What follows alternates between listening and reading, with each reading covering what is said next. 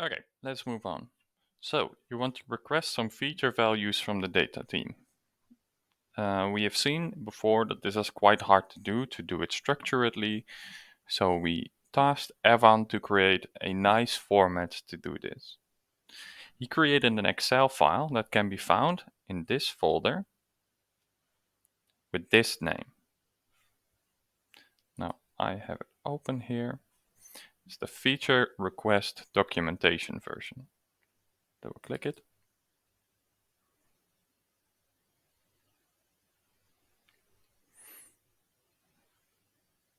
Now, while it's loading, I'll tell you that Evan also made an excellent codebook with the instructions. So this one also works very well. If you read through it, you'll see, oh, there it is. You'll see exactly how this thing works. But I'll give some examples anyway. Okay, first of all, it is divided in 3 tabs. We'll work through it from left to right. Okay.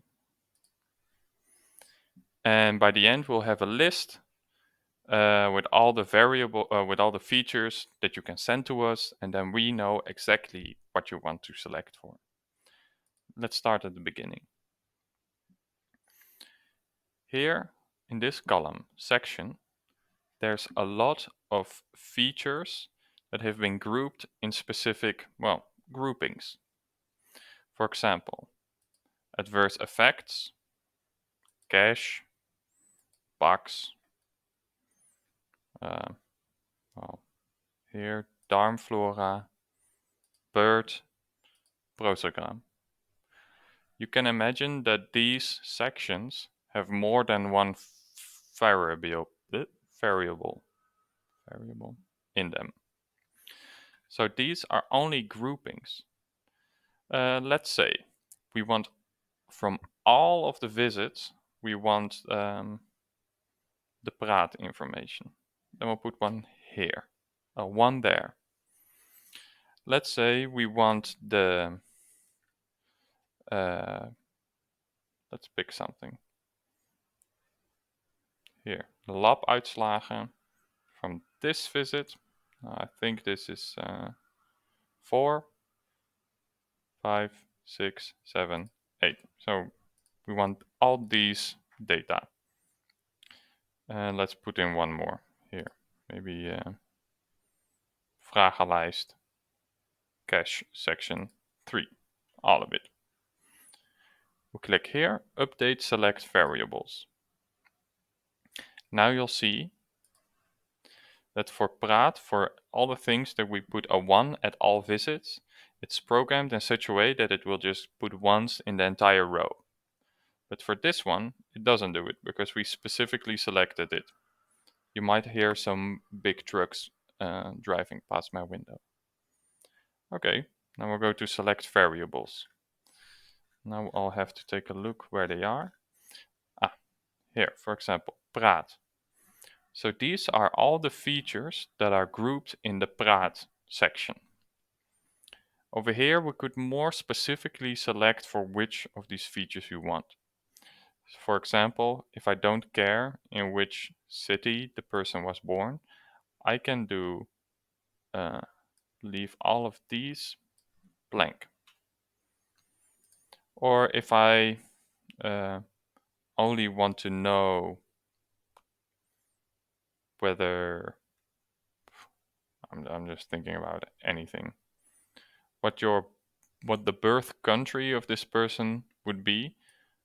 Well, probably it's the same information every time, but only for the first visit and the 2, 3, 4, 5th visit, and I'll click them like this.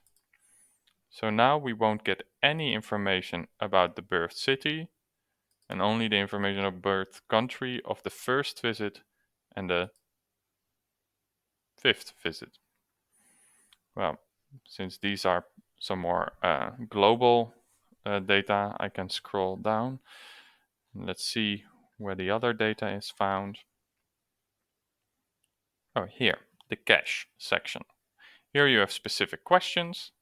And you can imagine that some of these questions would be asked throughout all the visits that they made. So the same principle goes here. You can select them, deselect them, and that way a new list will get created. Let's say we don't care about this half of all the features, right? We only want the beginning ones. Then we'll click Create Variable List. This will take a while. Oh, apparently not, it's quite quick. Variable list. And here we see all of the Praat data.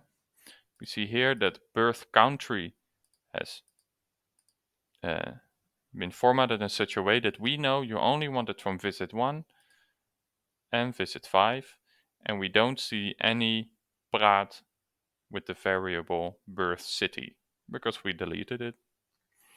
Then over here you see that the cache section is relatively short.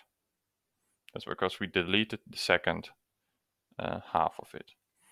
And here we see the lab results. Well, for some of them it's hard-coded that there never are lab results at these visits. And here you see we selected that we wanted the lab results of visit 8 and visit 4. So that's why there's ones there. So if you send us this file, and this file will of course need continuous updating if we get new features to select for, of new feature extraction methods. And if you send it to us, then we know exactly which features you want for which visits.